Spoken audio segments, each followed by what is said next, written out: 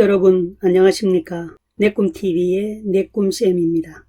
저는 저의 이 채널을 통해서 주로 은퇴와 노후 준비, 노후 행복에 관한 주제를 소개해드렸는데 실은 노후 행복에 관한 이야기 외에도 제가 살아온 이야기, 직장생활의 경험이나 앞으로 유튜브를 하면서의 경험담과 함께 책이나 유튜브 등을 통해 공부한 내용 등 다양한 내용을 소개하려 합니다.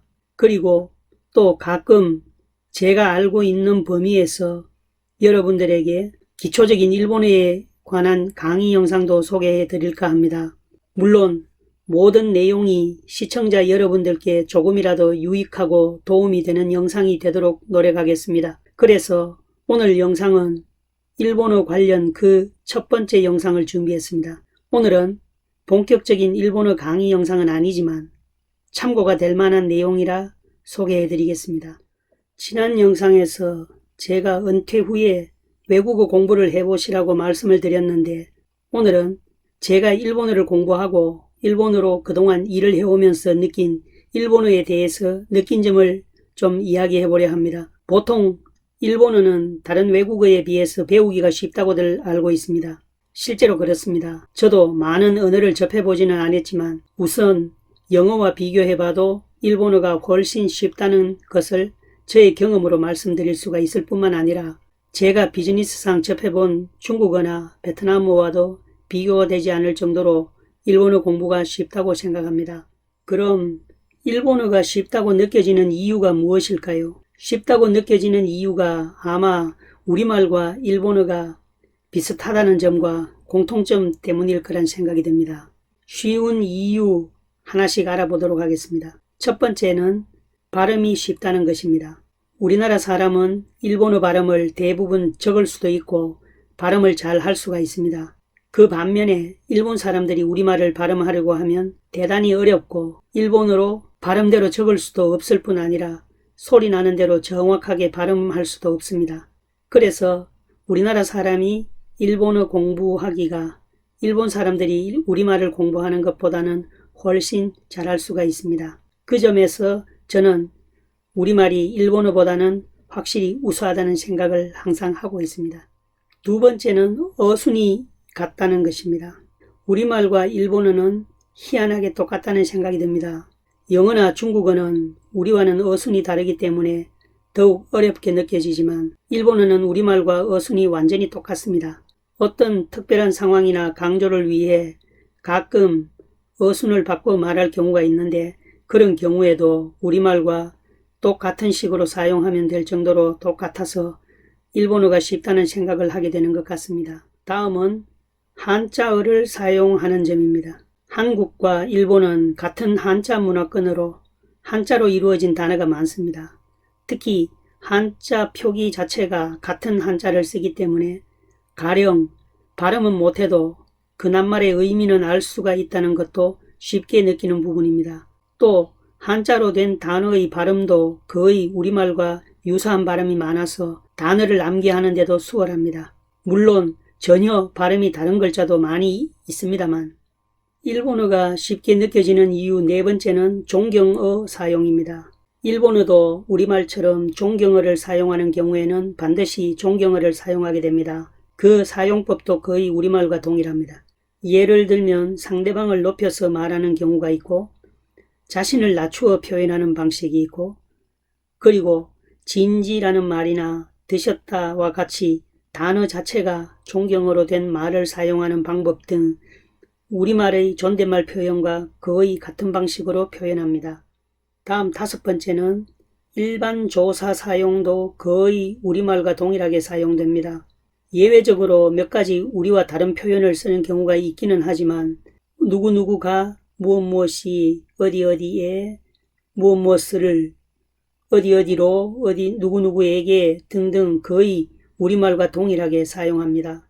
그 밖에도 사투리 사용이라든지 감정 표현 방법, 단어 사용의 뉘앙스가 우리말 할 때와 동일하게 사용하는 것 등이 일본어가 우리와 비슷하고 또 쉽다고 느껴지는 이유이기도 합니다. 다음은 일본어와 우리말의 차이점을 알아보겠습니다. 이 차이점이 일본어가 어렵다고 느끼게 되는 점이라 할 수 있겠습니다. 첫째, 우리말은 소리 글자인 표음 문자인데 일본어는 소리 글자인 표음 문자와 뜻으로 풀어 읽는 표의 문자의 혼용입니다. 우리 한글은 영어의 알파벳과 같이 소리 나는 대로 자음과 모음을 합하여 표현할 수 있는 소리 글자입니다. 그런데 일본어의 히라가나는 소리 글자로 볼 수 있지만 일본어는 한자를 읽을 때는 소리로 읽는 음독도 있지만 그 한자를 뜻으로 풀어서 읽는 훈독이 있다는 것이 우리와 다른 점입니다. 둘째로 받침이 없고 발음수가 많지 않습니다. 한글은 자음과 모음의 받침까지 합쳐서 거의 대부분의 소리를 표기할 수가 있고 발음할 수도 있습니다. 그러나 일본어 히라가나는 50개의 이미 완성된 발음을 가지고 그 발음 안에서 모든 발음을 해야 하니까 소리 나는 것을 표기할 수도 발음할 수도 없는 경우가 많습니다. 정확하게 발음할 수 있는 것이 얼마 되지 않습니다.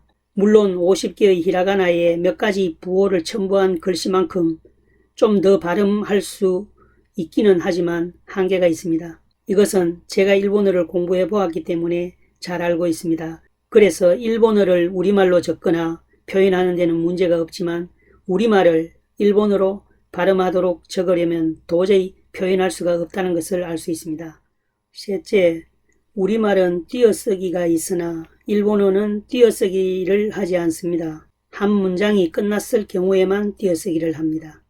넷째, 일본어는 영어 알파벳의 대문자와 소문자처럼 같은 글씨가 히라가나와 가타카나의 두 종류가 있습니다. 보통 한자와 함께 히라가나를 쓰는데 외려 표기, 일부 고유명사, 의성어, 의태어 등 특별한 경우에 가타카나로 표기합니다. 다음 다섯 번째는 소유격 조사, 우리말의 무엇무엇의 뜻의 노의 사용이 우리와 조금 다릅니다. 우리말에서는 무엇무엇의 조사를 생략하고 말하는 경우가 많지만 일본어에서는 무엇무엇의 의미의 조사 노를 생략하지 않고 반드시 넣어야 합니다. 예를 들면은 내 차라고 할 때도 우리말은 나의 차라고 표현하지 않고 대부분 내 차라고 합니다. 그러나 일본어일 경우에는 와타시 노 구루마, 반드시 의의 뜻인 노라는 조사가 반드시 들어가야 합니다. 겨울꽃도 마찬가지입니다. 우리는 겨울의 꽃이라고 잘 하지 않고 겨울꽃이라고 하는데 반해 일본어는 반드시 후유노 하나, 겨울의 꽃, 노를 반드시 넣어야 합니다. 다음 여섯 번째는 일본어는 같은 한자를 읽는 방법이 여러 가지입니다. 이 점도 일본어가 어렵게 느껴지는 점이라고 생각됩니다. 특히 사람의 성이나 이름, 고유명사 등은 먼저 읽는 법을 물어보고 말해야 할 경우도 있을 정도로 읽는 방법이 다양합니다.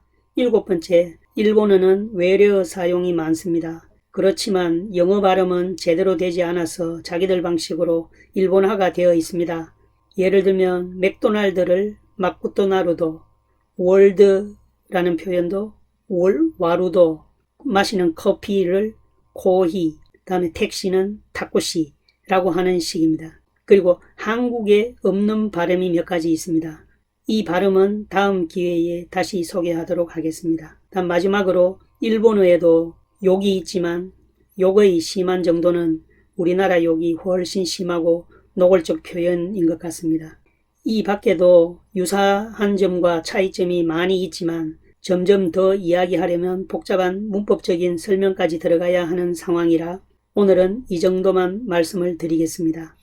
이제 참고로 한국어를 열심히 공부한 일본인들에게 한국어에 대한 느낌을 물어봤는데 다음과 같이 어려운 점과 쉬운 점을 이야기했다고 하는데 그것을 잠깐 소개하겠습니다. 먼저 일본인이 한국어 공부를 하면서 쉽게 느껴지고 좋았던 점입니다. 첫 번째로 한글은 히라가나와 가타카나처럼 두 종류가 아니라 한 가지이기 때문에 읽기가 쉽고 외우기도 쉽다고 합니다. 다음은 받침을 사용하여 여러 가지 발음을 만들 수가 있다는 점입니다. 셋째로 일단 한번 배우면 어떤 글도 읽을 수가 있다고 합니다. 마지막으로는 표현할 수 있는 말이 많다는 것입니다. 다음은 일본인이 한국어 공부를 하면서 어렵고 힘들게 느낀 점입니다. 발음이 어렵다. 특히 받침 발음이 안 된다고 합니다. 예를 들면 수연, 수영, 수용, 수연, 수염과 같은 경우는 발음의 구별이 안 된다고 합니다. 그리고 연음 발음이 어렵다. 중국어로 쓰고 이것을 중국어라고 소리나는 이런 연음의 발음이 어렵다고 합니다. 이상에서 보면 역시 한국어와 일본어의 가장 큰 특징은 발음 능력의 차이가 가장 큰 것 같습니다. 오늘은 일본어와 우리 한글의 차이점과 공통점을 알아보았습니다. 결론적으로 일본어는 다른 외국어 중에서 가장 배우기가 쉬운 외국어입니다. 그리고 일본 사람들이 우리말을 배우는 것보다 확실히 우리가 일본어를 배우는 것이 훨씬 쉽다고 생각됩니다. 지금부터 여러분들도 일본어 공부를 해보십시오. 조금씩 하다 보면 서서히 재미를 느끼시게 될 것입니다. 자, 오늘은 이것으로 마치고 다음에는 또 다른 내용의 영상으로 찾아뵙겠습니다. 감사합니다.